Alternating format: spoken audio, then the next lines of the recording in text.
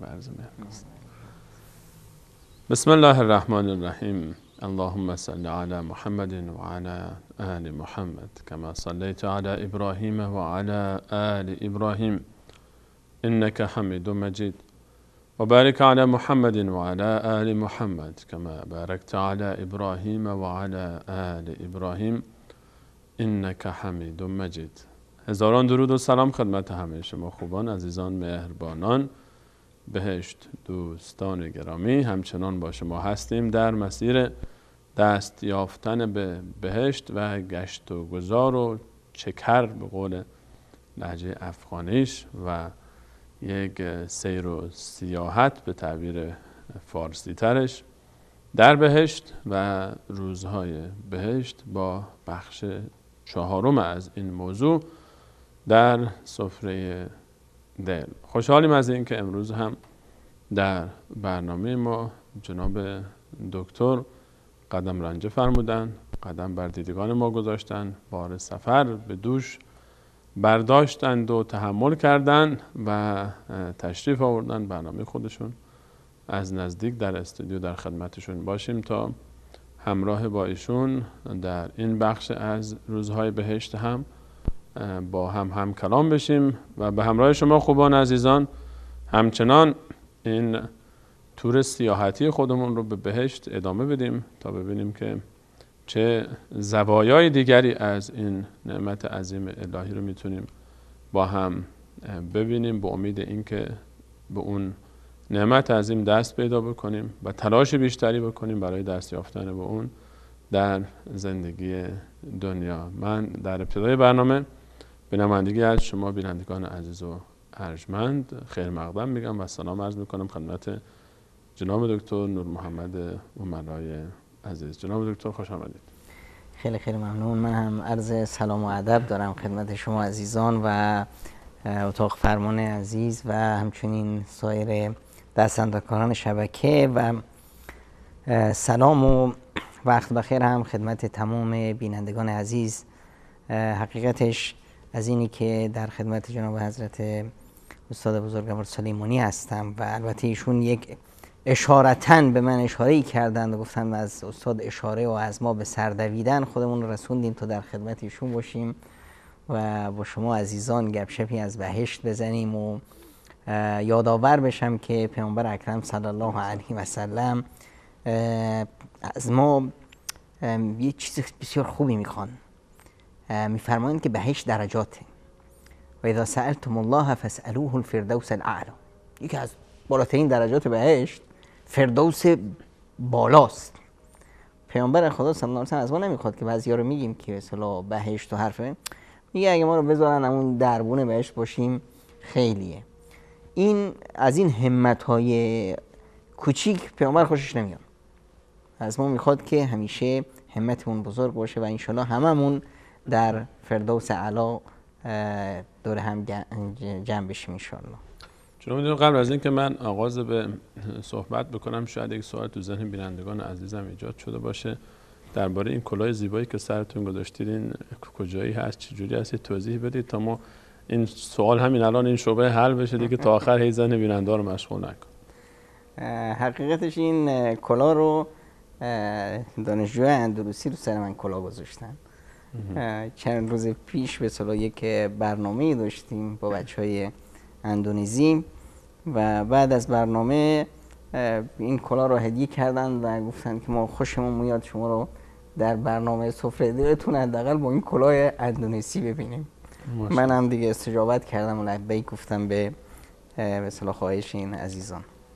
چون دکتر از اندونزی گفتن، اون کشوری که بزرگترین کشور جهان اسلام هست از لحاظ جمعیت، نزدیک 300 میلیون نفر جمعیت دارن. میتونیم بگیم از هر 5 نفر مسلمان یکیشون از این کشور اندونزی هستند و عزیزانی که با این قوم تعامل داشتن انسان‌های بسیار آرام، بسیار محترم، بسیار با شخصیت، بسیار متواضع، بسیار منظم و منطقه‌ای هم که زندگی میکنن بی ارتباط با موضوع برنامه ما نیست، واقعا بهشتی است و زیبایی‌های خاص خودش رو داره و واقعا هم حالا خود من دیگه هنوز فرصت پیدا نکردم، حالا جناب دکتر کلاهشون رو گرفتن دیگه، حالا این کلاه سرشون رفت دیگه، تا حالا کی سفر نصیب بشه ان شاءالله با هم یک سفری بریم، گرچه دوستان مثال اندونزی هم اونجا دفتری دارن، مقری دارن و دعوتی کرده بودن که بیاید اونجا برنامه‌های ضبط کنید.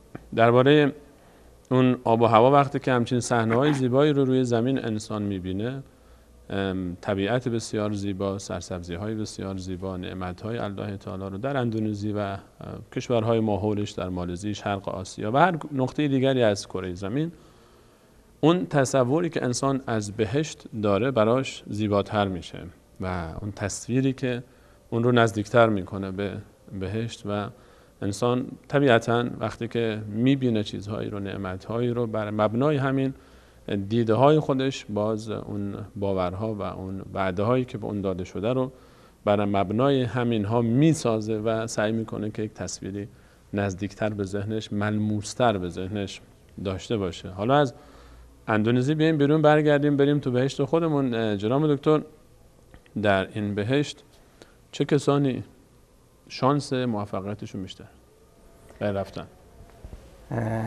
به هر حال قضیه کسب رضایت خداست. کسی که بتونه رضایت خداوند منان رو به دست بیاره.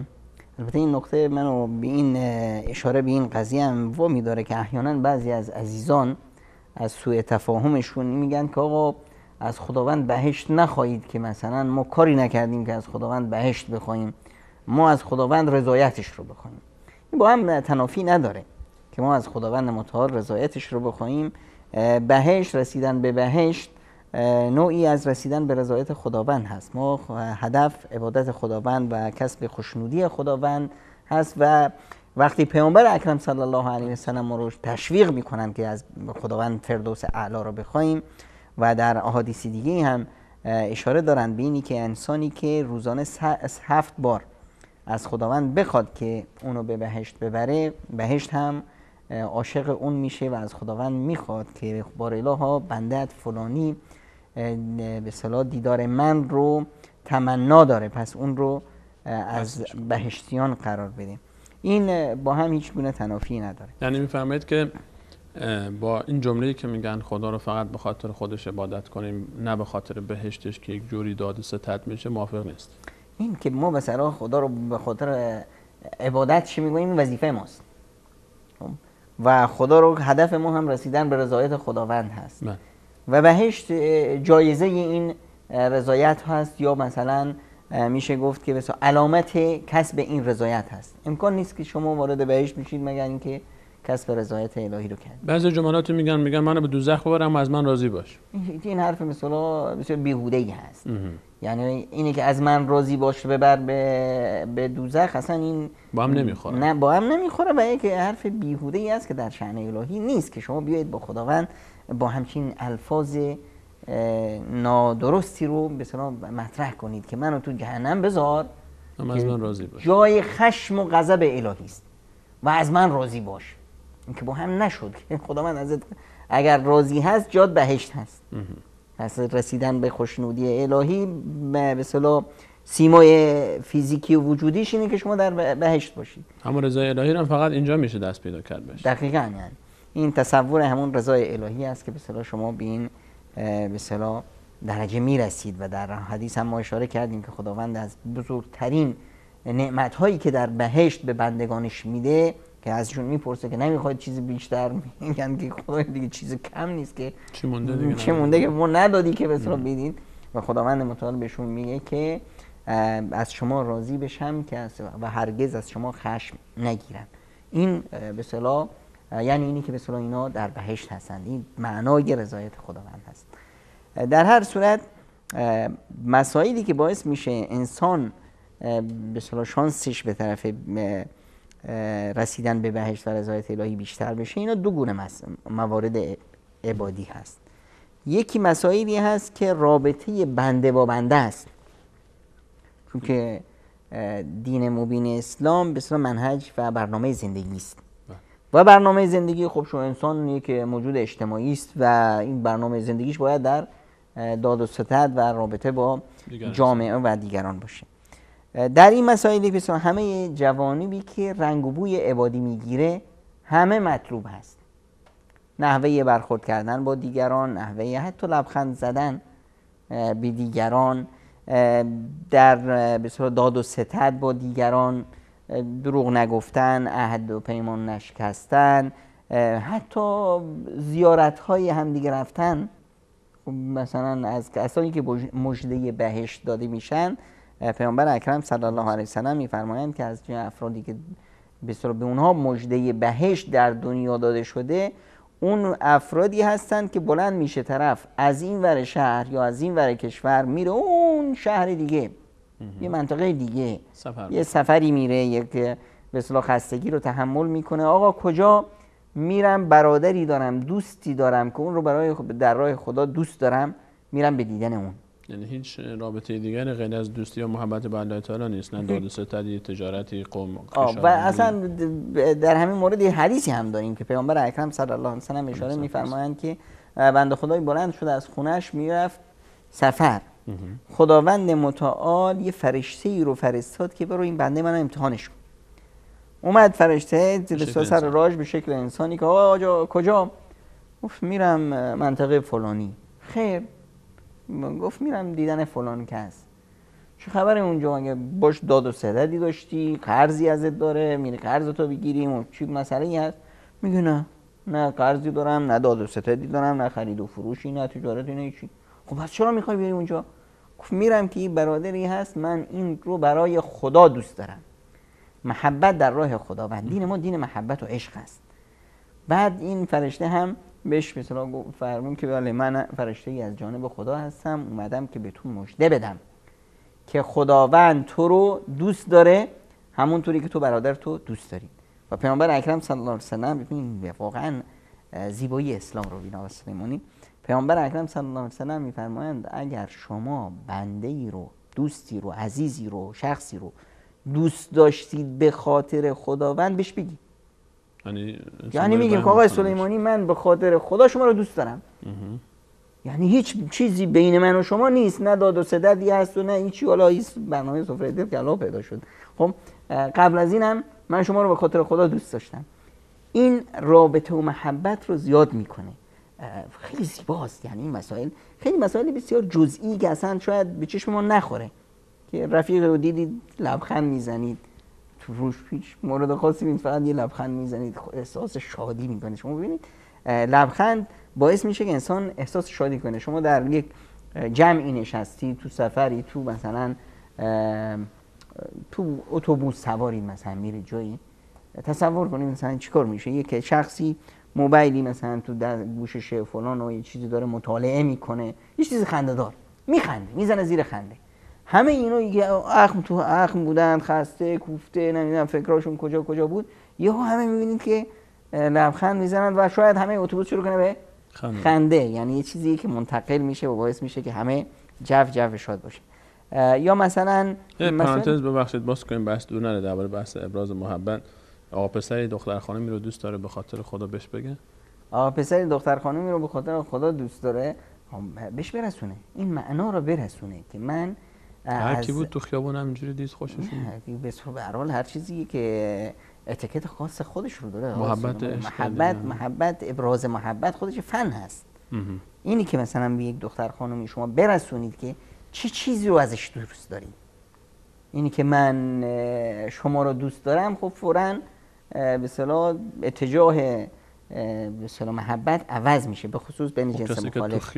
اما مثلا خواهر عزیز، من از این حجابت خیلی خوشم میاد، من از این پوششت خیلی خوشم میاد، من از نحوه برخوردت خیلی خوشم میاد، من این اخلاق تو رو خیلی دوست دارم به خاطر خداوند. این معنا رو البته این هم به هر حال هر چیزی فن و فوت خودش داره. در محیط اجتماعی که هست، عرف جامعه، بعضی چیزا به اصطلاح در عرف جوامع هیچ به اصطلاح عادی هست، جا افتاده. بعضی مسائل هست که نه، قابل تحمل نیست. این احترام عادات و تقالید و عرف جامعه خیلی مهم هست. شما در چه جامعه‌ای به اصطلاح زندگی میکنید. در مجموع این مسائلی که بین بنده و بنده است، مسائلی که مثلا خیلی جزئی، آقا مثلا گذاشتن یه لقمه نون مثلا تو دهن همسرت، این رو پیامبر اکرم عبادت معرفی میکنن. این صدقه است، عبادت هست. چون سبب افزایش محبت میشه. یعنی اینه که روابط انسانی، روابط خانوادگی، روابط مثلا عادی نیست که مثلا البته با عرض معذرت 4 تا گوسفند جمع بشن سر یونجه با هم یونجه بخورن. نه، قضیه اینه که مثلا محبت و عشق و عاطفه و این انسان‌ها اینطوری مثلا به هم گره بخورن که دیگه شیطون نتونه در به اصطلاح لای جرزشون چیزی بذاره و به اصطلاح بینشون یک مشکلی به وجود بیاد. پس ما در این رابطه بین بین فرد با فرد در حقیقت ما 2 تا فایده میکنیم، با یه تیر 2 نشون میزنیم. هم سبب گرم شدن اون فضا و صمیمیت‌تر شدن و زیباتر شدنش میشیم و همین که این راهی میشه برای دست یافتن به بهشت. دقیقاً. هم ما تونستیم به اصطلاح همین التئام و انسجامی که در جامعه به وجود میاریم، این خودش در مجموع یک عبادت اجتماعی هست. در کنار اون عبادت‌های فردی که ما به اصطلاح اداتی اون بودیم، ما به اصطلاح محرک بودیم که به این به اصطلاح انسجام برسیم. این یک بعد قضیه است. یه بعد دیگهش روابط بنده با خداست که این هم باز انعکاس پیدا میکنه در جامعه. رابطه بنده مثلا نمازش رو درست ادا کردن، نمیدونم نماز خب باز انعکاس میگیره در اصلاح خود فرد و به اصطلاح پژواکش میاد رو جامعه. زکات دادن، صدقه دادن، همه بعد دوم عبادی که بین بنده و رسیدن به رضای الهی است. این رو در قرآن کریم ما با هم داریم. در قرآن کریم وقتی که ذکر از ایمان میکنه، در کنار ایمان عمل صالح رو میاره که این بعد عمل صالح خیلی گسترده است. هر چیزی که به اصطلاح بشه اسمش رو گذاشت عمل صالح و عبادت، این یک به اصطلاح انسان رو کاندید میکنه برای رسیدن به بهشت. مثلا اگر میخوایم چند تا آیه از قرآن کریم رو مثلا با هم مرور کنیم، این معنا زیباتر و واضحتر میاد. مثلا در سوره بقره آیه 25 خداوند متعال میفرماید و بشر الذین آمنوا و عملوا الصالحات، مژده بده به اونهایی که ایمان آوردن و عمل صالح انجام دادن، ان لهم جنات، برای اونها بهشت هایی است. نه یه بهشت، البته حکایت یه بهشت نیست که اون مادری که بچهش در بدر شهید شد اومد و پیش رسول اکرم صلی الله علیه وسلم که ابتدای اسلام بود که هنوز نوح خونی و اینجور مسائل هنوز از رسوبات جاهلیت هنوز بود که پسرم حارثه در بدر کشته شده و ظاهرا تیر اشتباهی بهش خورده، یه مسلمانی شلیک کرده بود به طرف دشمن، به بچه‌م خورد. بعضیا میگن که کشته شده با تیر مسلمون، این دیگه شهید نیست، اجر پاداشی نداره. و اگر آیا پسرم تو بهشته که من خوشحال بشم جشن بپا کنم، یا پسرم رفته به جهنم تا من ماتم بگیرم؟ پیامبر اکرم صلی الله علیه و سلم فرمودن یا ام حارثه چی میگی؟ بهشت چیه؟ بهشتاست و بچه تو از این بهشت ها به فردوس اعلا رسیده. خب پس این اونایی که ایمان آوردن و عمل صالح انجام دادن، اینا مژده بده که برای اینها بهشت هایی است که از زیر اونها رودهای گوارا جاری است. کل ما رزقوا منها من ثمرة رزقا قالوا هذا الذي رزقنا من قبل. این خیلی زیباست که وقتی که بهشون نعمت هایی میدن دیگه این همون اناره است، این همون موزه که اونجا میخوردیم، این همون مثلا فلان میوه است و فلان چیز، همون. البته این نیست ها، خود قرآن کریم میفرماید قالوا هذا الذي رزقنا من قبل و اتوا به متشابه. فقط تشابه شباهت شکلی داره که به صورت بار اوله که اینا رفتن به هر حال وحشت نکنن این میوه چی هست، بخوریم نخوریم. طبیعتا انسان وقتی هر بار میوه رو برای اولین بار میبینه در خوردنش هم یک مقداری تعلل میکنه، تردد نکنه شور باشه چی باشه چه مزه‌ای داره. ولهم فیها ازواج مطهره و هم فیها خالدون. برای این افرادی که به اصطلاح ایمان آوردن و عمل صالح انجام دادن، در اونجا به اصطلاح ازواج مطهرات هست و زندگی به اصطلاح همسران و زندگی ابدی. در سوره اعراف آیه 42 رو باز اگر نگاه کنیم، باز هم والذین آمنوا و عملوا الصالحات. جالب اینجاست که در این سوره بهمون میگه که نه، یعنی شما فکر نکنید که وقتی میگیم آمنوا و عملوا الصالحات یعنی خودتون رو بکشید که باید دیگه تمام اعمال صالح رو کامل انجام بدید. بله، این که دیگه در توان شما نیست. یک حدی داریم، لا نکلف نفسا الا وسعها. با همون توان شما، با همون اندازه‌ای که به اصطلاح این نه که به اصطلاح خودتون به تنبلی بکشید و نه اینی که به اصطلاح خودتون رو به مشقتی بندازید که به اصطلاح همه دنیا و زندگیتون رو بر خودتون تلخ کنید. نه خیر، ایمان آوردید، عمل صالح انجام دادید، لا نکلف نفسا الا وسعها، عمل صالح به اندازه توان، در اندازه توان. اولئک اصحاب الجنة فیها خالدون. اونا از اصحاب بهشت هستند که در بهشت برای ابدالآباد و جاویدان زندگی میکنن. پس ایمان اینگونه و نیست عمل که صالح. بهشت فقط برای کسانی باشه که اعمال صالحشون 100% همه رو انجام دادن. خیلی کمتر از این. یعنی مهم اینه که شما بتونید دقیق باشید، کسب کنید، تلاش در بکنید. تلاش که هستید و بدونید چه وقت و چی کار رو باید کرد. یعنی ببینید پیامبر اکرم صلی الله علیه و سلم از یک انسان گناهکاری ما رو خبر میده که میرفت تو صحرا، تشنه شده بود، اومد دنبال آب، یه چای آبی پیدا کرد، رفت پایین آب نوشید، اومد بالا دید که یه سگ بیچاره‌ای هم تو همین صحرا تشنه شده داره اومده همینجا حس میزنه. کنار چاه دنبال آب میگرد. سگی که نمیتونه آب پیدا کنه تو این صحرا که آبی هم نیست، فکر کرد من چیکار کنم، من این هم بیچاره مثل من که تشنه بودم اینم تشنه است. رفت پایین تو چاه، تو همون کفشش آب میگذاشت، می آورد به سگه میداد، به دهن سگه میذاشت. این رو خدا دید، خدا از این خوشش اومد، این شخص رو فقط به خاطر همین کارش هم از گناهاش درگذشت، هم اینی که اینو برد بهشت. فقط به خاطر آب دادن به یک فقط به خاطر حیوان. آب دادن. به خاطر چی؟ یعنی امکان نداره. این قاعده کلی رو ما بگیریم. صفاتی که مال خداست، صفات خوبی که مال خداست، رحمان بودن خداوند، رحیم بودن، در هیچ صفتی امکان نداره انسان از خدا پیشه بگیره. انسان میاد به صورت در یک همین صفتهای خدایی رو میخواد یه چیزی از اینا، یه بوی از اینا ببره.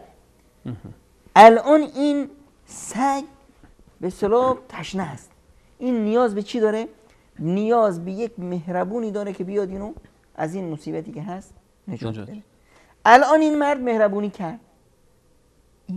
مهربونی کرد، با این همه گناهش، با این همه چیز، یک صفحه اعمال بسیار سیاهی داره، یه مهربونی دبش انجام داد که این دیگه بیسته.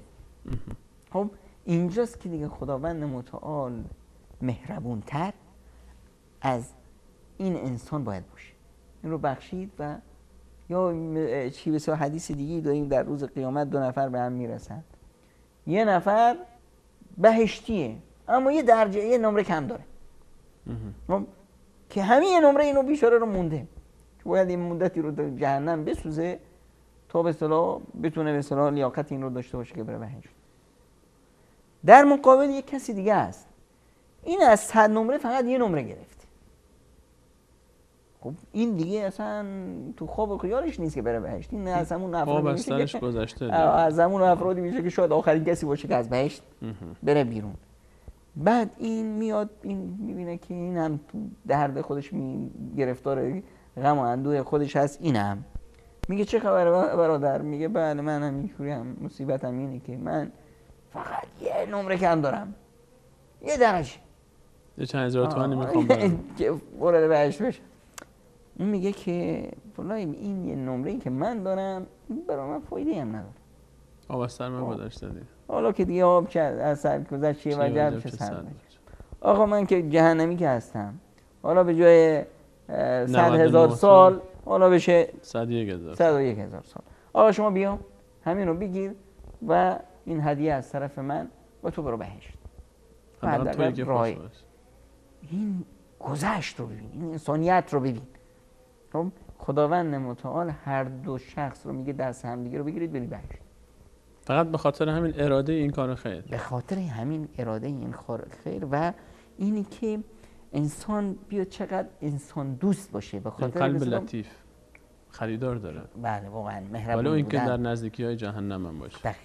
دقیقاً در همین به اصطلاح باب در آیه به اصطلاح 71 و 75 و 76 سوره طه خداوند متعال میفرماید و من آیاته و من یأته مؤمنا، کسی که میاد پیش خداوند و با ایمان، و من یأته مؤمنا قد عمل الصالحات، ایمان داره اما از صالحات انجام داده، کارهای خوب داره، فاولئک لهم الدرجات العلی، اینا دیگه همون درجات بسیار بسیار بالای بهشت رو دارن. این درجات بالای بهشتی چی هست؟ جنات عدن تجری من تحتها الانهار خالدین فیها و ذلک جزاء من تزکا. این بهشت هایی که به اصطلاح رودخانه ها زیر پای اونها جاری هست و اینها کاخها و این نعمت هایی که قبلا بهش اشاره شد و در اینها جاویدان هستن، اینها پاداشه. یعنی این به اصطلاح برابر اون عملش نیست که طرف میگه که من عمل صالح انجام دادم، دستمزد نیست. چرا که دستمزد دیگه حالا کجا کار ما، کجا بهشت کجا؟ یعنی اصلا ما از همین نعمت هایی که خداوند به ما داده، از نعمت بصر و بینایی ما مثلا تموم کردیم شکرشو گذاشتیم؟ ما کدوم یک از نعمت های هزاران هزار نعمت خدا رو شکرگزار بودیم که مثلا بیایم دستمزدی هم طلب کنیم؟ اما نه، اینی که خداوند متعال میفرماید ادخلوا الجنة بما کنتم تعملون و تلک الجنة التي اورثتموها بما کنتم تعملون، این بهشتایی که بهش رسیدید به خاطر اون کارهایی که انجام دادید. درباره این فعالیت های ما یه نوع به اصطلاح تلطیف وضع هست که ما میگیم خودمون رو پیش خدامون عزیز کنیم. یه بهونه است، بهونه که خدایا ما تلاشمون رو کردیم، ما بودیم دیگه، شما از ما به اصطلاح چیزایی خواستید، ما تلاشمون رو کردیم به خاطر اینکه اسم ما تو این لیست حذف نشه، اینکه که ما بتونیم بسیار کسب رضایت خدا رو بکنیم، توجه الهی فذکرونی اذکرکم بشیم که خدا ما در یاد خدا باشیم، که خداوند ما رو یاد بکنه، در ذکر ما باشه. این مسائل خیلی خیلی مهم هست. در این وقتی که ما این دید به دنیا نگاه میکنیم، به زندگی نگاه میکنیم، اون وقت زندگی معنا و مفهوم دیگه پیدا میکنه. این رو در سوره عنکبوت آیه 58 و تا 59 بیشتر میتونیم بفهمیم که خداوند متعال میفرماید والذین آمنوا و عملوا الصالحات، اینایی که ایمان آوردند و عمل صالح انجام دادن، کارهای نیک انجام دادن، لنبوئنهم من الجنة غرفا، ما اینا رو کاخهایی میدیم، ازشون استقبال میکنیم در کاخهایی در بهشت که زیر اون کاخها رودخانه ها جاری است، خالدین فیها ابدالآباد در اونجا هستن، نعم اجر العاملین، اینها بهترین، چه خوش نعمت و چه خوش اجر و پاداشی هست برای اونایی که زحمت کشیدن، کار کردن، وظیفه‌شون رو انجام دادن. اینا رو ببین صفت زیبایی که اینا دارن، الذین صبروا و علی ربهم یتوکلون، اینهایی که صبر پیشه کردن و همیشه توکلشون بر خدا بود. زندگی میدان تلاش هست، در این میدان سختی ها باید باشه و به اندازه قدرت ایمانی فرد امتحانش هم هست. یعنی هر چی قوی تر باشه امتحانش سخت‌تره. یعنی وقتی که شما رو خداوند در یک مصیبتی که در ظاهر برای شما مصیبت مشکلی هست انداخت، نباید که جزع فزع بکنید، داد و فریاد بکنید. شما باید به این دید نگاه کنید که ببین بدترین و سختترین مشکلات برای پیامبران ایجاد شد. پیامبران هم عزیزترین افراد هستن پیش خداوند. هرچه که انسان به پیامبران در ایمانش نزدیکتر باشه، به همون اندازه اون مشکلات و آزمایش های الهی برای اون شدیدتر میشه. هر که در این بعض مقرب تر است جام بلا بیشتر است. خب این جام بلایی که براش اومده، این دیگه باید این افتخار کنه که من زیرک باشه، موقعیت رو درک کنه، بفهمه که الان این به صلاح منه، این به صلاح منه و خداوند منو دوست داره. برای این آزمایش بعد رو سفید بیام بیرون. رو سفید باید بیام بیرون. وقتی که با این دید نگاه میکنه، ببینید مثل همون مثالی که قبلا هم ذکر کردیم، خانومی اومد بیماری داشت، بیماری صرع داشت، همچین دیوونه وار میشد، یه وقت حالت عادی داشت، یه موجی میشد. اومد پیش رسول اکرم صلی الله علیه و سلم که یا رسول الله من همچنین بیماری دارم، دعا کن که خداوند منو شفا بده. الان این طرف بین دو اختیار هست، یا اینی که پیامبر اکرم صلی الله علیه و سلم براش دعا میکنه و خداوند شفاش میده، یعنی از این آزمایشی که هست میانبر میزنه میره بیرون، یا اینی که نه صبر میکنه. پیامبر خدا صلی الله علیه و سلم فرمودن یا صبر میکنی و بهشت داری، یا دعا میکنم و خدا شفات میده. بعدش بهشت، رسیدن به بهشت دیگه این موقعیت صبر، این آزمایش دیگه شاید تکرار بشه برات، این فرصت از دستت میره.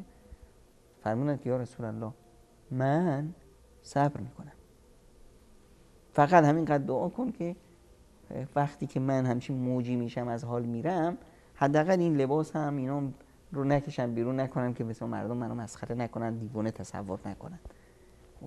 این طرف. یا مثلا اون پیامبر خدا صلی الله علیه و سلم میفرماید که کسی که خداوند اون رو امتحان کرد، آزمایشی داد، چشاشو ازش گرفت، کور شد، خب خداوند دو تا عزیزش رو ازش گرفت، حبیبتا، یعنی از چشم چه پیش انسان عزیزتره، و صبر کرد، جزاش پاداشش بهشت. یعنی برای کور نابینای صابر بهشت تضمین شده است. یا اونی که مثلا خداوند یکی از عزیزانش رو میگیره، بچهش وفات کرد، فرشتگان مثلا ملک الموت وقتی برمیگردند خداوند ازشون میپرسه بچه بنده رو گرفتید؟ یعنی بله. جگرگوشش رو گرفتید؟ بله. اون مثلا عزیز قلبش رو گرفتید؟ بله. خب بندم چی گفت؟ میگن که بنده گفته انا لله و انا الیه راجعون، ما همه از خداییم و به سوی خدا برمیگردیم، امانت الهی بود، الحمدلله خدا امانتش رو گرفت. اینی که با این صبر میاد جلو، این دیگه جزاش پاداشش بهشته. خداوند متعال میفرماید که برید در بهشت یک کاخی برای بندم درست کنید، اسمش رو بذارید کاخ حمد و ثنا. البته این دیگه صبر میخواد، مردونگی میخواد. اونم صبر، نه اون صبری که به اصطلاح قول حضرت علی رضی الله عنه صبر گوسفندا، گوسفند هم که به بچه‌اش بمیره داد و فریاد میکنه آخرش صبر میکنه. نه، صبر پیامبر خدا صلی الله علیه و سلم میفرمانه الصبر عند الصدمه الاولى، وقتی که زده میشه به اصطلاح همون لحظه، اونجاست که معدن افراد میاد رو میشه. خب اما بعدش دیگه همه صبر میکنن. پیامبر خدا صلی الله علیه و سلم از جای رد میشدن، یا خانومی بچه‌ش وفات کرده بود داد و فریاد به راه انداخته بود، پیامبر خدا صلی الله علیه و سلم نصیحتشون کردن. این خانم دیگه تو حال هوای خودش بود، داد کشید که اگه بچه خودت می بود چی کار میکردی؟ بچه منه که میگی صبر کن. خب پیامبر خدا هم گذاشت رفتن. بعد مردم اومدن گفتن خانم کجا بودی؟ دیوونه ای؟ میدونی با کی داشتی حرف میزدی؟ نه با کی بود؟ رسول خدا صلی الله علیه و سلم اومده بود تسلیحتشون. پشیمون شد. بعد دیگه آرام شد و دو روز بعد رفت پیش رسول خدا صلی الله علیه و سلم، یا رسول الله من اشتباهی کردم، حالا صبر میکنم. فرمودن نه، الصبر عند الصدمه الاولى، الان صبر میکنی، خب نمیدونی چی کار میکنی؟ کاری نداره. همه دیگه الان بعد 2 روز دیگه همه سرد میشن. خب حکایت اینه که همون لحظه، این لحظه و این ایمان به خداوند و این نیاز به یه خود رو گم کردن در فضای به اصطلاح عبادت الهی داره. نیاز داره که انسان واقعا در کارش مخلص باشه، در ایمانش به خداوند مخلص باشه. در آیه 40 و 43 سوره صافات داریم که خداوند متعال میفرماید الا عباد الله المخلصین. مخلصین اونایی هستن که شیطان وقتی که به اصطلاح عصبانی شد گفت این بنی آدم باعث شده که به اصطلاح من گمراه بشم، منم میدونم چیکارش کنم، اما خداوندم گفت میدان بازه برات، تو میتونی همه رو گمراه کنی مگر بندگان مخلص منو. بنده‌ای که با خداش مثلا از اخلاصش دیگه بین بنده و خداش دورویی نیست، همه چیزش برای خداست، همه ی حرکتاش، همه ی سکناتش، حرفش، راه رفتنش، زندگیش برای خداست و هدف خداست. این بنده اولئک لهم رزق معلوم، اینا هم مژده بهشت دارن، براشون رزقشون معلوم هست. فواکه هم مکرمون، استقبال شاهانه و عزیزانه و از اونا میشه. فی جنات نعیم، در بهشتایی که برای همیشه اونا در اونجا هستن. اما شرط داره دیگه، بها داره. این هم رسیدن به این، به هر حال باید اخلاص توش باشه. اخلاص رو با شکل و قیافه نمیشه شناخت. یعنی چی اخلاص باید باشه؟ پیامبر خدا صلی الله علیه و سلم میفرمایند التقوا ها هنا، اینی که تو قلبت بسته باشه به خداوند، به رضایت الهی. طرف میاد در روز قیامت، میاد که آقا چی کار کردی؟ میگه که من مجاهد بودم در راه خدا، شمشیر زدم و برای رسیدن به رضایت خدا من خیلی کارو کردم و کشته شدم، شهید هم شدم. خداوند متعال میفهمید کذبت، دروغگوی مکار. تو رفتی جنگ کردی، بله، به تو جهاد شرکت کردی، بله، اما هدفت چی بود؟ هدفت این بود که مردم بگن به پهلوونه، مردم بگن شجاعست، مردم بگن دلیره، هر جا مردم تعریفت کنن. خب تعریفت هم کردن، شجاع هم بهت گفتن، اون چیزی که میخواستید بهش رسیدی. ما این فضا رو برات مهیا کردیم. شما رو بهشت نمیخواستید، شما رضایت خدا رو نمیخواستید. الان دیگه این ادعای باطل هست. مردم میخواست. بله، مردم هم چهچه کردن، ما این فضا رو برات ایجاد کردیم، رسانه ها هم نوشتن، همه جا حرف تو بود. دستور میاد که ببرید به اصطلاح به جهنم. مدال دنیات رو گرفت، مدال آخرت رو از دست داد. طرف دیگه رو میارن، آقا تو چیکار کردی؟ بله من قارئ قرآن بودم خدایا، تجویدم 20 بود، هر جا ده قرآن بخون، هر جا فلان و هر جا علان.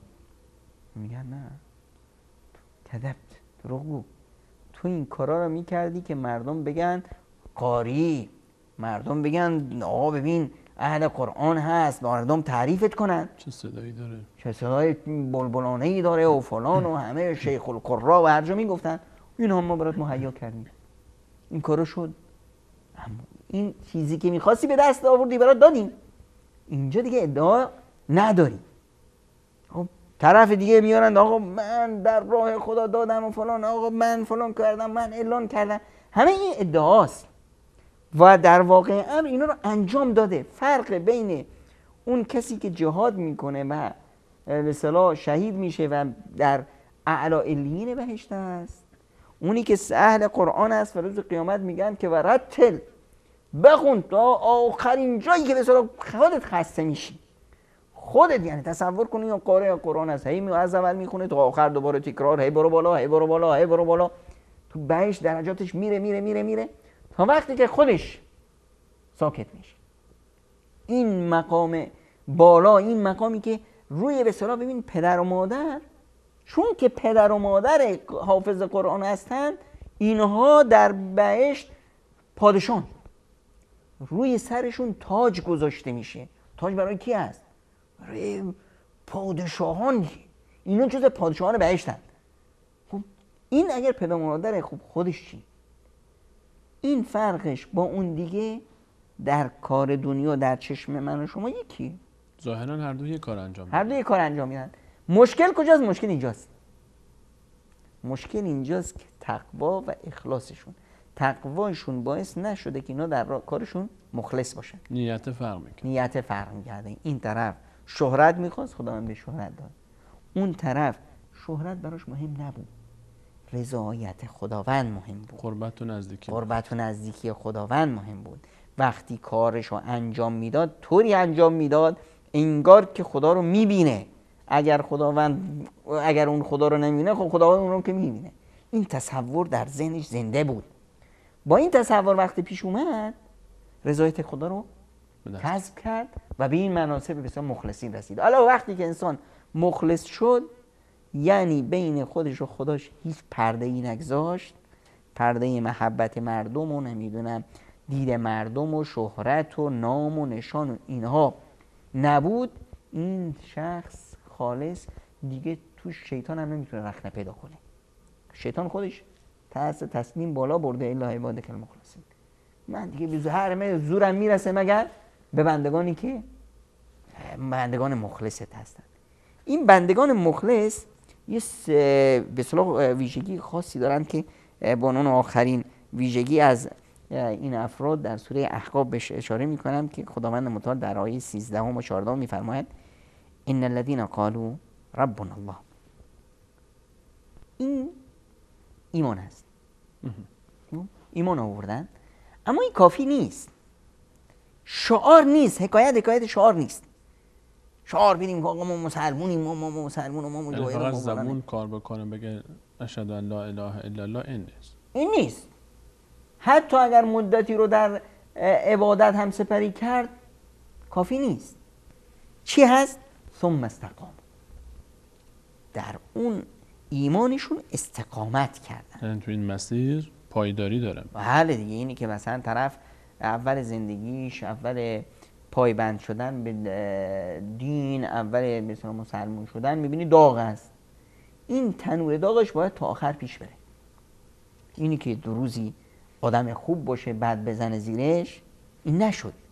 ثم استقاموا، اینها که به این مرحله میرسند که دیگه در همه زندگیشون استقامت دارن در اون به داده های دینی و التزام و پایبندی به دینشون، اینها دیگه حتی در زندگیشون هم راحتن هم در آخرتشون. فلا خوف علیهم ولا هم یحزنون، نه اینا دیگه غم و اندوهی خواهند داشت، نه ترس و واهمه‌ای، هیچی.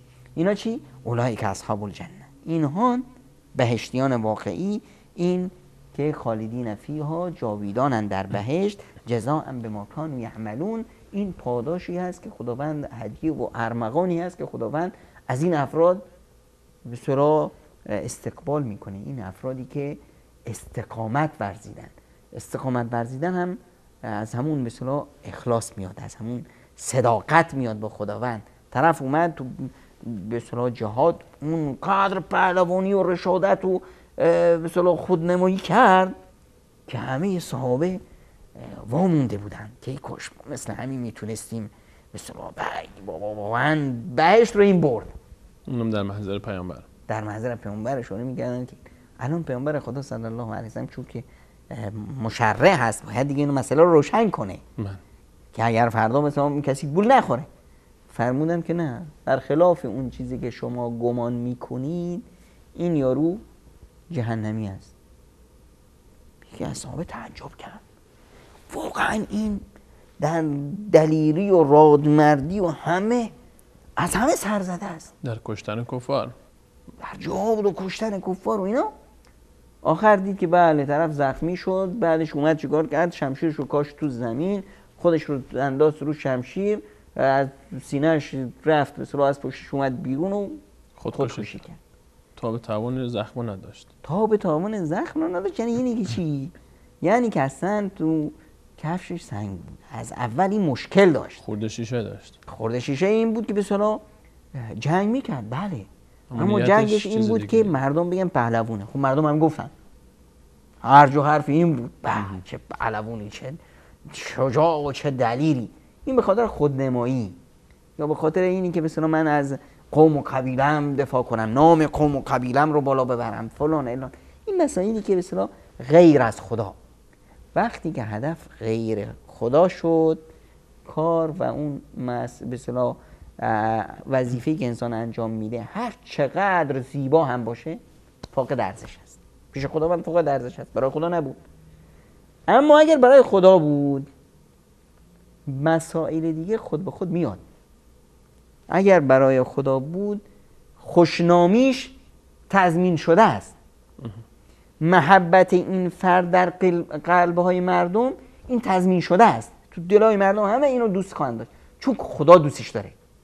وقتی خداوند، ببینید خیلی حرفه که من تصورش انسان بکنه اصلا نمیتونه بسیار اینو تو ذهنش جا بده که من بنده، حالا ما مثلا بیایم همین کره زمین رو تصور کنیم، این کره زمین در میلیون ها کهکشان تو کهکشان ما کره زمین یه نقطه بیشتر نیست. خود کهکشان ما تو کهکشان‌های بزرگتر یه نقطه بیشتر نیست. حالا این به اصطلاح حکایتی که ما الان قضیه افلاک و نجوم و اینا که میدونیم همه داریم تو همین پوستین نزدیک به زمین خودمون میگردیم. این آسمان اول هنوز نرسیدیم، حالا آسمان‌های هفتگانه و اونا دیگه جای خودش. الان تصور کنید این بنده ناچیز خداوند اصلا هیچ تصورش هم نیست، این وقتی خداوند دوستش می‌داره جبریل رو صدا میزنه که جبریل من فلان بندم رو دوست دارم، دوستش داشته باش. جبریل تو آسمونا صدا میزنه ای اهل آسمونا خداوند فلان بنده رو دوست داره، دوستش داشته باشید. فرشته ای از آسمون به زمینیان صدا میزنه آهای اهل زمین خداوند فلان بنده رو دوست داره، دوستش داشته باشید. سنگ و کوه هم دوستش داره، سنگ و کوه و چوب و درخت و ماهیات و دریا و همه یوضع له القبول، این رو دوست خواهند داشت. تصور کنید کوه احد وقتی پیامبر بالاش میره کوه میلرزه، پیامبر میزنه به کوه که های اثبت احد فإن علیک نبی و صدیق و شهیدان، که بر سر توی سنگ خارا، بر سر توی ای کوه پیامبری هست و صدیقی هست و 2 شهید. وقتی که کوه این رو میشنوه میفهمه که این لرزه ای که از باب محبت اینا بود شاید باعث به نگرانی اونا شد، بس من آروم بگیرم. کوه حرف شنوی پیدا میکنه. اینه که وقتی انسان رابطش با خداوند درست شد بقیه مسائل خود به خود حل میشه. یقینا این گونه است ان الذين امنوا وعملوا الصالحات سيجعل لهم الرحمن ودا، کسانی که ایمان بیارن و عمل صالح انجام بدن الله تعالی آنها را محبوب دلها قرار خواهد داد. در آیه 96 سوره مبارکه مریم سلام الله علیها. از آخرین نفری که وارد بهشت میشه چه میدونید؟ داستان خیلی زیبایی داره. اون لحظه ای که 1 نفر فقط مونده که این قراره بره بهشت و بعد از اون دیگه هیچ کسی وارد بهشت نخواهد شد. این آخرین نفریه که وارد بهشت میشه. مسلمونه، ایمانم داره، اما در میدان عمل از همه همکیشانش عقب افتاده. بالاخره سرانجام نوبت اون هم میرسه که بره بهشت. چه لحظه زیبایی است برای این شخص. داستانش رسول صلی الله علیه و سلم پیشاپیش قبل از اتفاق برای ما بیان کرده. بعد از میان برنامه داستان آخرین نفری رو که وارد بهشت خواهد شد خواهیم شنید.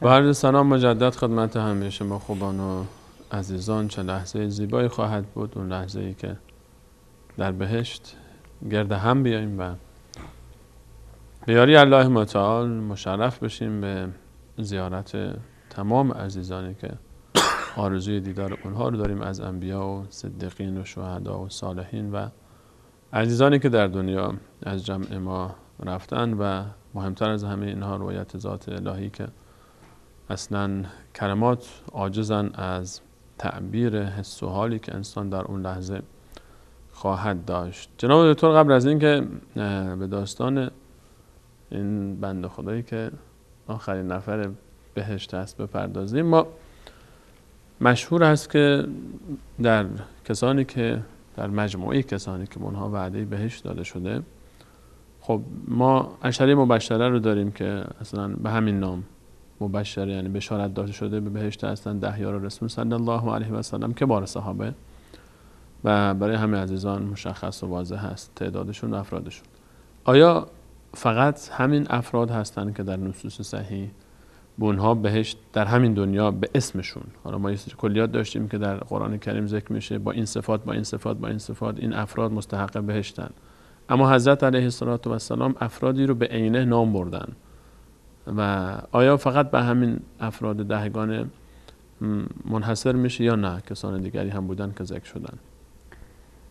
بعضی همونطور که شما اشاره فرمودید بعضی از افراد یا بعضی از ویژگی ها افرادی که ویژگی های معینی دارن، صفات خاصی دارن، اینا بهشتی هن. خب در حدیثی از پیامبر اکرم صلی الله علیه وسلم داریم که پیامبر خدا فرمودند که 70 به اصطلاح در روز قیامت وقتی امتشون رو میبینن، قراول اون امت، افرادی پیشگامان این امت 70,000 نفرن که اونا به اصطلاح کسایی هستند که بدون حساب و کتاب وارد بهشت میشن. صفتهای خاصی دارن، نمیدونم دم نمی کنند و فال نمیگیرن و داغ نمی کنند از این حرفا، که اینا رو باز پیامبر اکرم صلی الله علیه وسلم دعا کردند که این 70,000 نفر خیلی کمن، خداوند متعال بهشون بشارت دادن به خاطر این دعای و جایگاهی خداوند نزد پیامبر نزد خداوند دارن.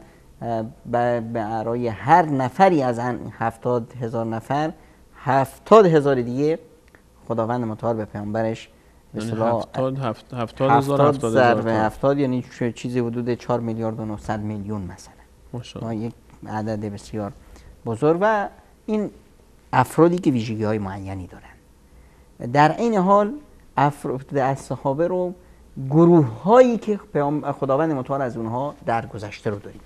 همه افرادی که در بدر شرکت کردن همشون بهشتی هستند. هر 300 و اندی نفر، همه 316 یا 19 نفر.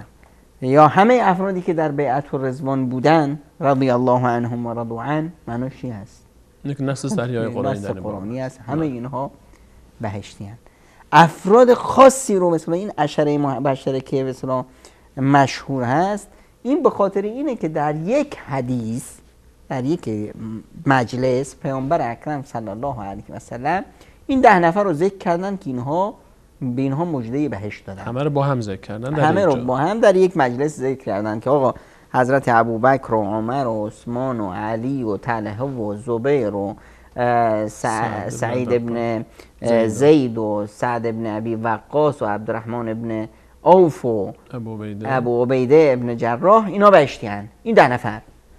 در این حال ما در حدیث دیگه داریم، در حدیثی که پیامبر اکرم صلی الله علیه و سلم وارد بهشت شدن در شب معراج، اونجا رو داریم که پیامبر خدا صلی الله علیه و سلم صدای پای بلال رو شنیدن. جلوتر از خودش بلال بهشتی. رمیسا اون خواهر حرام ابن ملحان رو داریم که به اصطلاح پیامبر اکرم صلی الله علیه و سلم صداشون رو تو بهشت شنیدن. پیامبر خدا خبر دادن که جعفر در بهشت با فرشتگان پرواز میکنه. حمزه رو پیامبر خدا صلی الله علیه و سلم اشاره کردن که در بهشت هست. پیامبر خدا صلی الله علیه و سلم از ابو دحدا اون صحابی بود که خیلی قصه زیبایی داشت که یک مثلا باغ و بستانی داشت و یه یهودی بود، یه پسر یتیمی بود که مثلا می‌خواست این درع مثلا باغش رو دیوار بزنه. یه نخلی بود، درخت نخلی بود مال یهودی. حالا به خاطر راست اومدن این دیوار ازش خواست که بابا این بسیار شما این همه نخل دارید، این هم بسیار تو زمین منه، اگر شما اینو به من بدید که من بتونم زمین رو به بسیار دیوار بکشم. اون طرف میگفت نه. پیامبر خدا بابا میخریم ازت، نمیفروشم. هر به اصطلاح بابا اینو بده یک نخلی به اصطلاح تو بهشت برای تو، یعنی بهشت برای تزیین بشه. اونا به هر حال طرف زیر بار نرفت، بهشون خواسته قبول کنه. ابو دحدا گفتن که اگر من این نخلو از این فرد گرفتم و دادم به این بچه یتیم، این درخت بهشتی من تضمین شده است. پیامبر اکرم صلی الله علیه و سلم فرمودن بله. ابو دحدا رفت یه باغ بزرگی به اصطلاح مشهور در مدینه بود، را داد به این طرف و به اصطلاح قضیه رو حل کرد. ابو دحدا رو پیامبر خدا صلی الله علیه و سلم مژده بهشت دادن. افراد این چنینی رو ما در مسیر سیرت زیاد داریم. پیرزنی که به اصطلاح اومدند و مریض بودند، پیامبر خدا صلی الله علیه و سلم فرمودند که اگر صبر کردیم وارد بهشت میشیم، اون بیماری که بود. و عبدالله ابن سلام سعد ابن ابی وقاص میگه که نشنیدم پیامبر خدا صلی الله علیه و سلم اینقدر تأکید بکنن که اگر میخواستید کسی رو از بهشتیان ببینید رو زمین، همین عبدالله ابن سلام خودمون هست.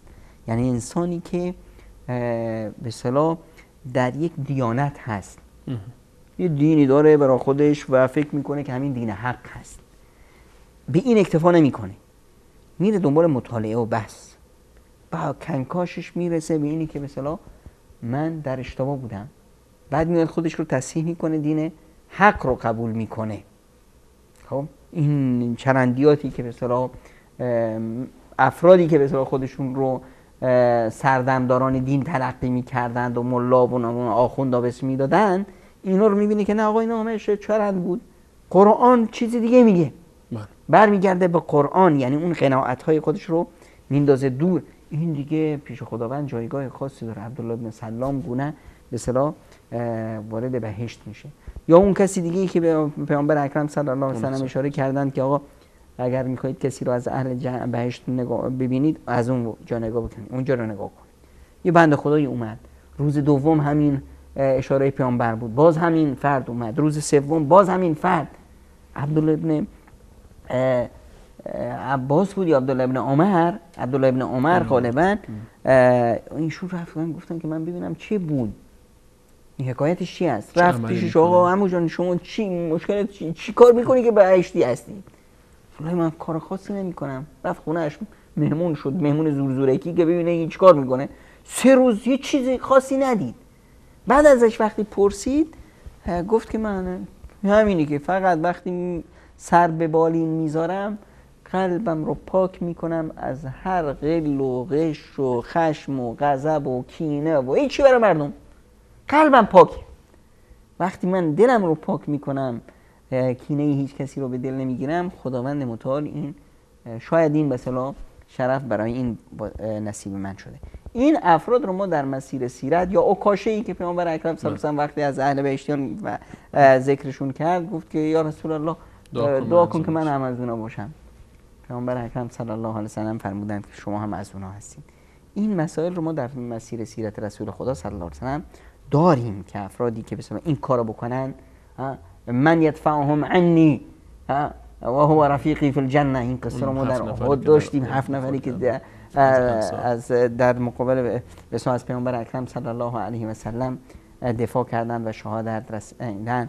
سمیه و عمار رو داشتیم، یاسر رو داشتیم. همه این افرادی که به اصطلاح در مسیر دین جانفشانی ها کردند، همه اونایی که در مسیر دین یک به اصطلاح مثال بودن، الگو واسه خودشون به جا گذاشتن، اینها رو در همین دنیا خداوند متعال به وسیله پیامبرش مژده بهشت داد که عددشون بسیار زیاد هست. از جمله این بهشتیان جناب دکتر همین به هر حال آخرین نفری هست که رسول الله صلی الله علیه و سلم حالا حتی نحوه بهشت رفتنش رو هم برای ما تجسیم کردن و به هر حال هر انسان مسلمانی احتمال داره، حداقل شاید من، شاید کسی دیگری جمله این افراد باشه، این فرد باشه، این فردی که داستانش داستان بهشت رفتنش برای ما بیان شده. درباره این شخص برام بگید، این شخص چه موقعی میاد بیرون، چطوری میاد بیرون، چی میشه و کجا میره اون موقعی که میرسه در اون بهشت؟ آیا احساس نمیکنه بهشت پر شده دیگه، حالا شاید چند میلیارد نفر رفتن، این آخرین نفری که رسیده؟ این حکایت این فرد با حکایت‌های قبلی فرق میکنه. ما وقتی که به اصطلاح افرادی میگیم مژده بهشت داده شدن، اون افرادی هستن که دیگه اونجا حساب و کتابی ندارن، اینا مستقیم میرن بهشت. یعنی حتی اگر محاسبه این هم باشه، محاسبهشون بازخواست نداره که مثلا اینا برند به جهنم مدتی رو سپری کنند. و این فرد انشالله که هیچ یک از ما نباشیم. این فرد اون کسی است که چند قرنی رو تو جهنم سپری کرده.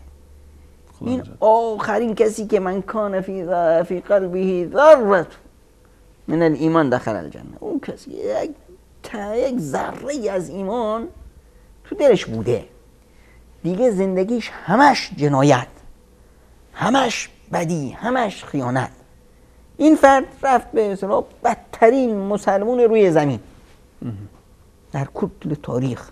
حالا خودت تصور کن این چند قرنی رو به اصطلاح تو جهنم سپری کرده، الان به اصطلاح به هر حال این گناهاش پاک شد، این به اصطلاح میره بهشت، آخرین مسلمون تاریخ.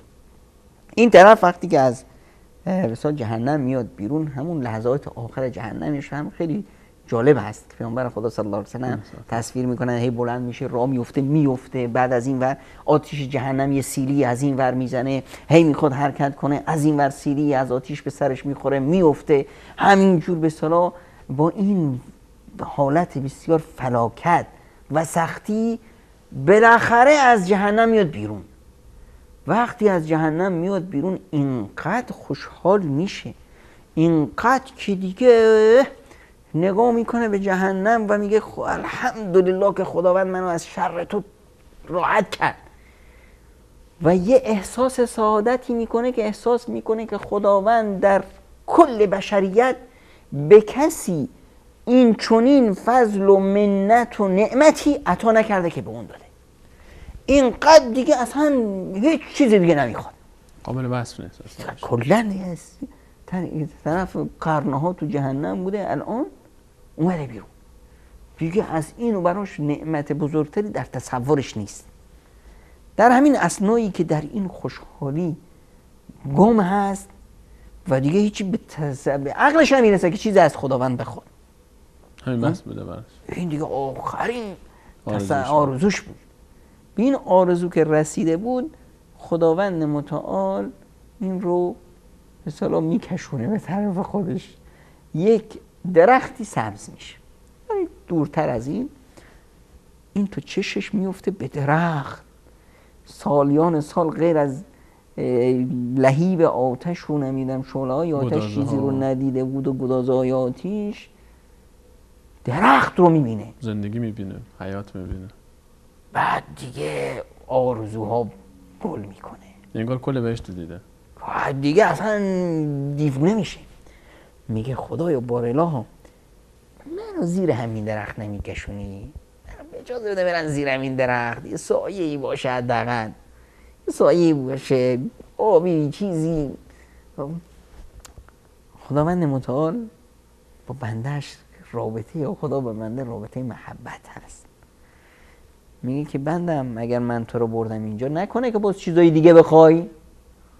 یا خدایا دیگه از اینی که منو از آتش جهنم بیرون آوردی نعمت بزرگتر هست، قسم به عزت و جلالت خدایا بعد از این هیچی نمیخوام، زیر همین درخت برسم تموم همین زیر درخت سایه داشته باشم یه آبی بخورم از این جهنم که به اصطلاح راه میشدم دیگه از اینو بهتر و بهشت دیگه بیشتر من نمیخواستم، همینی که رسیدم بس دیگه هیچی نمیخوام.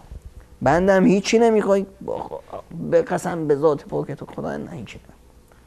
خب خداوند این فضا رو بهش میده و میاردش زیر همین درخته.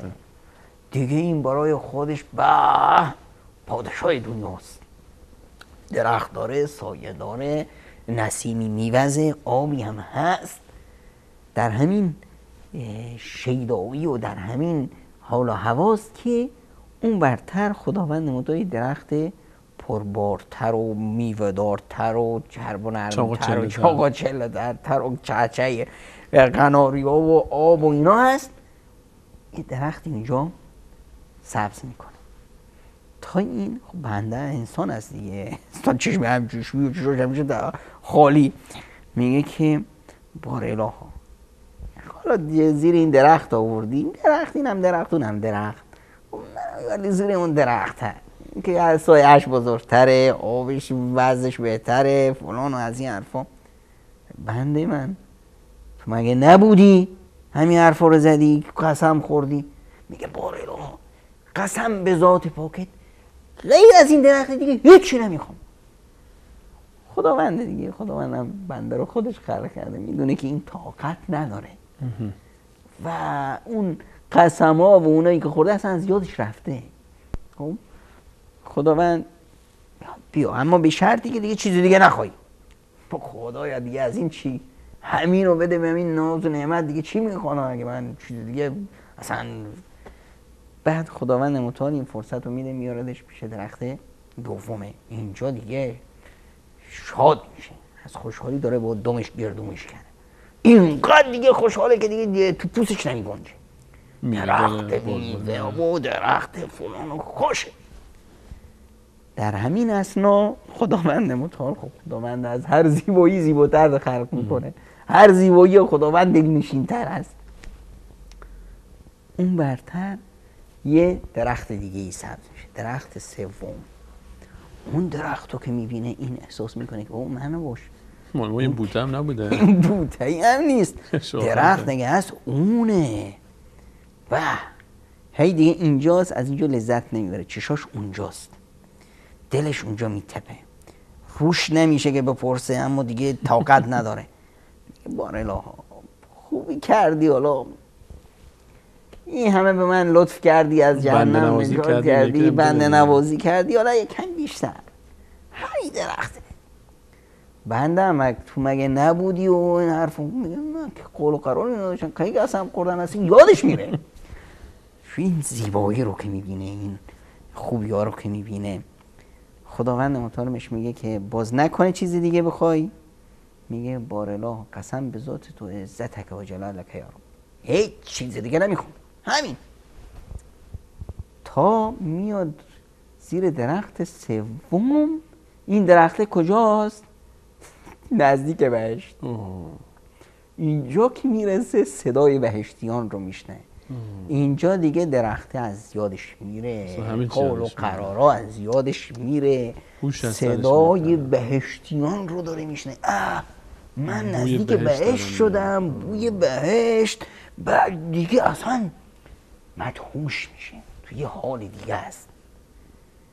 میگه که بارالله ها، این درخت خودش یه خار میبینه، من دیگه کجا رسیدم تا اینجا که آوردی خدای من که از بهشت چیزی نمیخوام، همین منو بذار داخل بشم، خودم جایی برو خودم پیدا میکنم، دربون بهشت هم باشم، جارو میکنم به هر حال هرچی باشه بهشت دیگه. دیگه خدا من خب میدونه که این بنده طاقت نداره، این بنده که به صلاح تا اینجا اومده صدای بهشتی رو دیگه دیوونه میشه. خب خدا من بهش اجازه میده که وارد بهشت بشه. وارد بهشت که شد دیگه، این جیغ میکشه دیگه، چه حالی داره، چه حالی. این قدر بهشت تو شاید بیشتر از خود بهشتی ها میدونه، چون اون برم توی جهنم بوده. البته بهشتی ها قدرشو میدونه، تو دنیا بودن. چون دنیا در واقع برای مؤمنان یه جهنم که نیست، خب حالا زندان هست. به هر حال این طرف وارد بهشت شد، الان مدهوشه، این هم بهشت رو همه گرفتن، پر شده. حالا دیگه روش هم نمیشه بپرسه خب جای من کجاست، خودش میدونه که اصلا جایی نداشته، بهشت جایی نداره، چی میخواد به اصطلاح تو بهشت، مثلا جاش اونجا بود، حالا که اومد درخته به درخته، حالا فقط همین که گذاشتن داخل بهشت بشه پشت درم خیلیه. اینجاست که دیگه خداوند کرمش رو بهش نشون میده که ای بنده من بخواد. حالا این بیچاره مونده که چی بخواد، از اینو بیشتر چی بخواد. میگه بنده من چطوره که من به تو به اندازه یکی از پادشاهان دنیا نعمت بدم، ملکی بدم، پادشاهی در دنیا بدم، به اندازه یه پادشاه دنیا. این دیگه میمونه. واقعا من از یه درخت به درخت دیگه رسیدن چقدر زار و فریاد میکردم. از تو به جهنم که بودم این همه قرنها داد و فریاد میکردم که ای مالک، ای خازن جهنم، به خدا بگو که منو بکشه، مرگ میخواستم فلان، همه اینو نه. الان خداوند متعال اینقدر به من میده، میمونه که نکنه که من این همه حرفا واسه اینه که بعد میگن که آقا تو که جات به جهنم بود درگرد برو. اینجاست که میگه که خدایا تو رب العالمین هستی، منو مسخره میکنی، من بیچاره، من بنده یه ناچیز، حالا دیگه اینجا آوردی که مسخرم نکن. بعد خداوند متعال بهش میگه که بنده من نه این، برو 10 برابره، برو که برای تو دادیم مثل دنیا و مثل دنیا، دیگه این داره دیوونه میشه، بیشتر از دنیا و بیشتر از تا 5 بار دیگه میمونه. بعد خداوند متعال بهش میگه که برو که 10 برابر اینی که بهت گفتیم بهت میدیم. یعنی دیگه این 50 برابر یک پادشاه دنیا، این دیگه مونده. بعد خداوند متعال بهش میگه که ای بنده من، تمنا درخواست کن، چی تو دلت هست بخواه. این که دیگه الان چیزی تو دلش نیست که بخواد، همه چیز که تصورش می بود تو دنیا دیده بود یا شنیده بود بهش رسیده. اونم مدل بهشتیش که دیگه اصلا با زمین و زمان قابل مقایسه نیست. اینجاست که خداوند بهش میگه ببین کرم الهی رو، بنده من فلان چیزو نمیخوای؟ تا میگه این دیگه به لرزه بله خب میخوام. خب فلان چیزو نمیخوای؟ بله میخوام. هر چی که خداوند بهش به اصطلاح یادآوری میکنه، بهش میگه که همچین چیزایی هم هست ها، خودش که اصلا هوش از سرش پریده نمیدونه دیگه اصلا وجود نداره، محو شده اونجا. بعد دیگه خداوند هر آنچه که به اصطلاح اون طلب میکنه خداوند بهش میده، تا دیگه عقل و هوش و تصورش دیگه اصلا از کار میفته. این فردی که در این حال و هوش هست که 2 تا از حوریای بهشت که الان مثلا استاد سلیمانی هم خوشحال شد وقتی حوریای بهشت حرفش اومد، مثلا از ایشون استقبال میکنن. خانماش بالاخره بعد از یک انتظار طولانی بعد میان، اینا هم خوشحالن، خانم‌هاش خوشحالن. البته حوریای بهشت همیشه در انتظار همسراشون هستن، شوهراشون هستن. حتی البته خانم‌ها دلخور نشن، وقتی که خانمی شوهرش رو اذیت میکنه، شوهر هر صالح و نیکوکارشون، خانم‌ها مواظب باشن.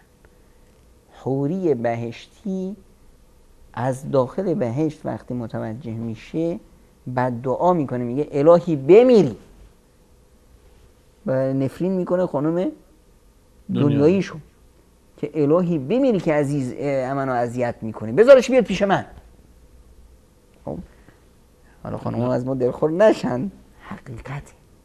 این حوریای بهشتی وقتی میاد از این بنده خدا استقبال میکنن، اینا هم خوشحال میشن، میگن الحمدلله الذی احیاک لنا و احیانا لک.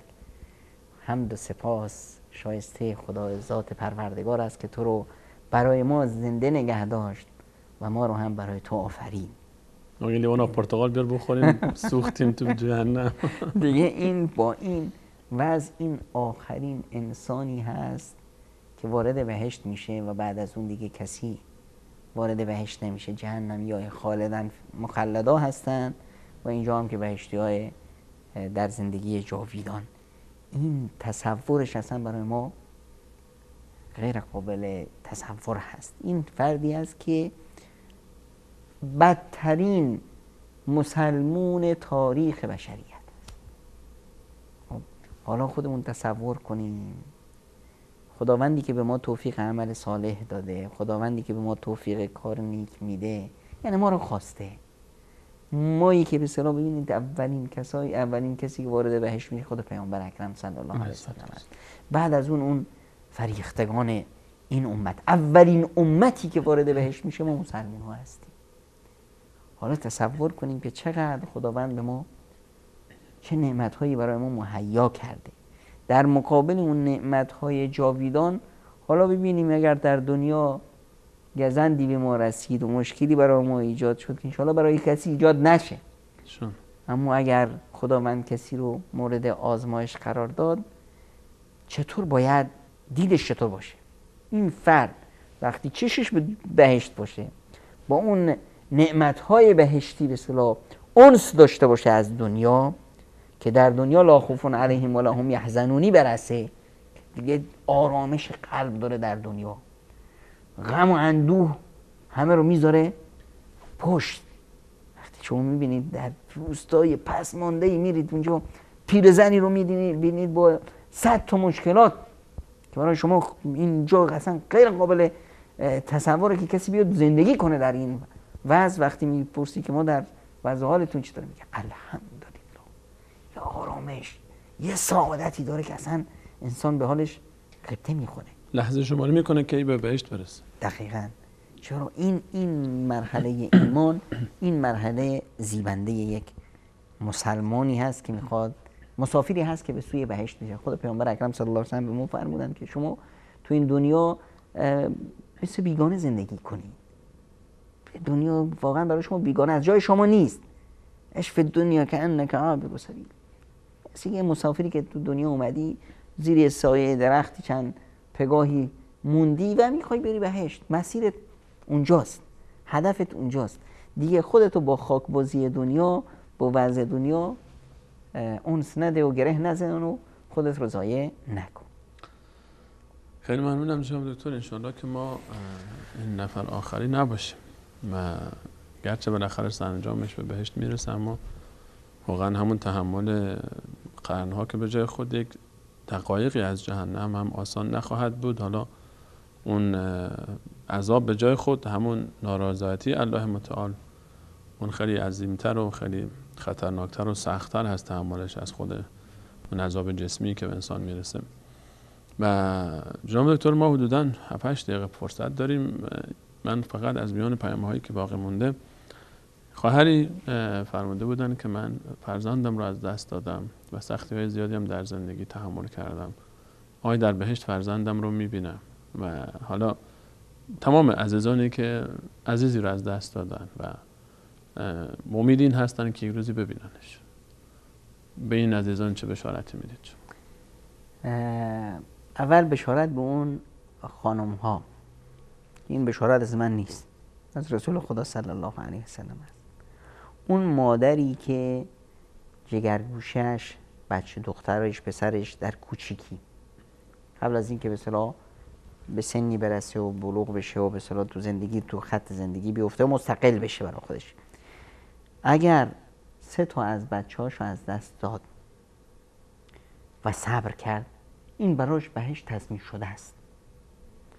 وقتی که این زیرکی همسران صحابه رو، یه خانومی بود گفت یا رسول الله اگه 2 تا بود چی؟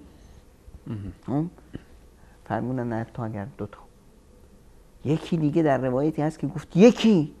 پیامبر اکرم صلی الله علیه و سلم حتی یکی. یه بچهش، یه جگرگوشش رو از دست داشته باشه، اینا دیگه بهشت براشون تضمین شده است.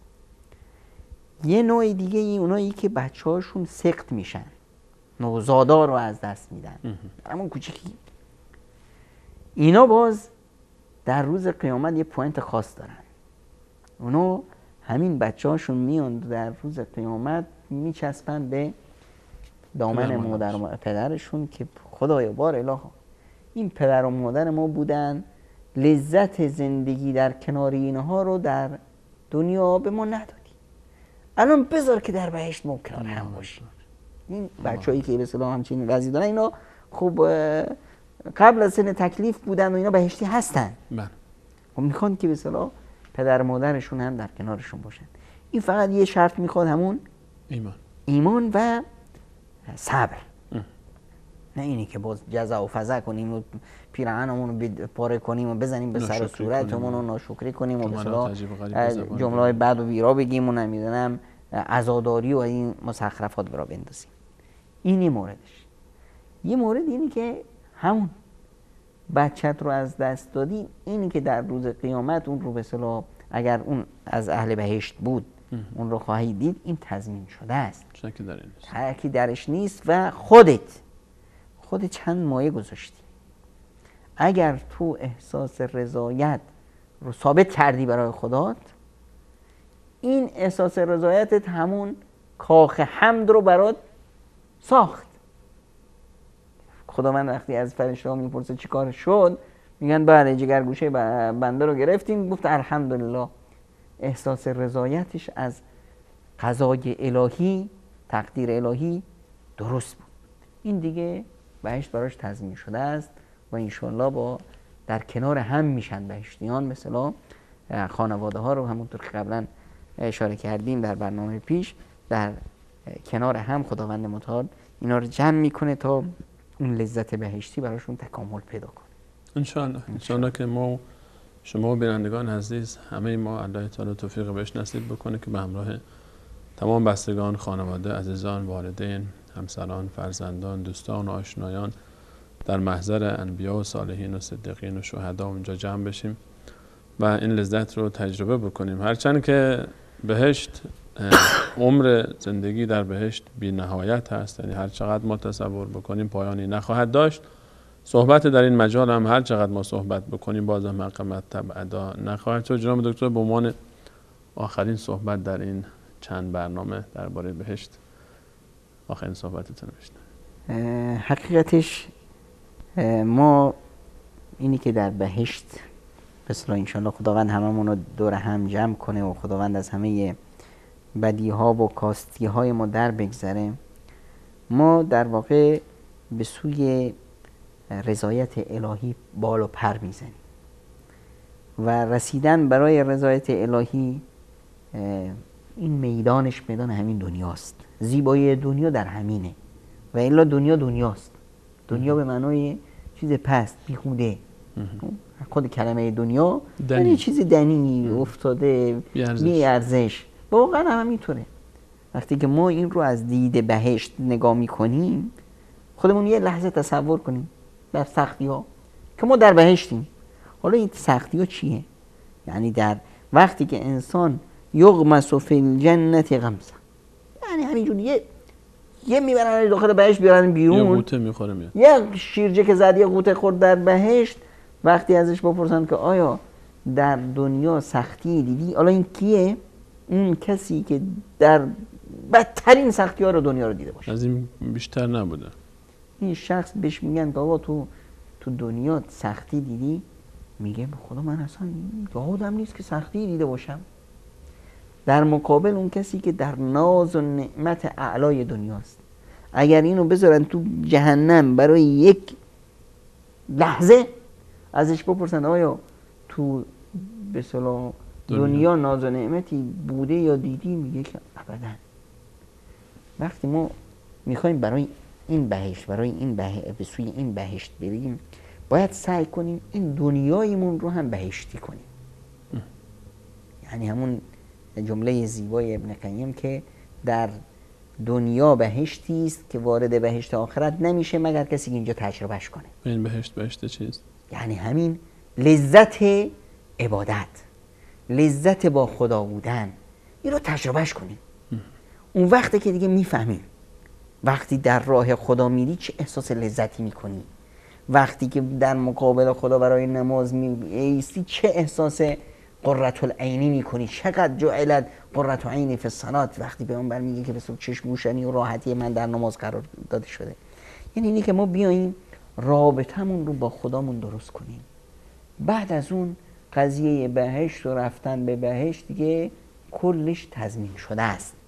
ما فقط نیاز داریم که بنده خدا باشیم. وقتی مالک بهشت رو راضی کردیم، بهشت دیگه برای ما هیچ شکی نیست. فقط بیایم ثابت کنیم ما بنده خداییم. وقتی که ما بنده خدا بودیم دیگه خداوند با بنده‌هاش چطور رفتار میکنه.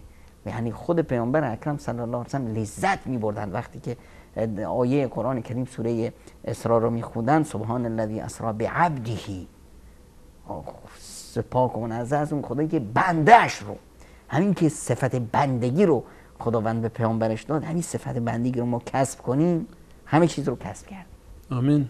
ممنونم جناب دکتر از صحبت‌های زیبای شما. همچنین تشکر میکنم از همه شما بینندگان عزیز که ما رو در این مسیر یاری کردید و تشکر خاص از محمد رفیع جان کارگردان برنامه به همراه منیر احمد و فرید و احمد جان و محمد جان عزیز در پشت صحنه. در پایان از الله متعال خواهانیم که تمام گذشتگان ما رو مورد رحمت، بخشش و مغفرت خودش قرار بده و ما رو هم با ایمان از این دنیا ببره و بهشت رو نصیب همه ما و شما گذشتگان ما از امت اسلامی بگرداند. تا برنامه بعد همه شما خوبان رو به الله متعال میسپارم. الله یار و نگهدارش. متشکرم.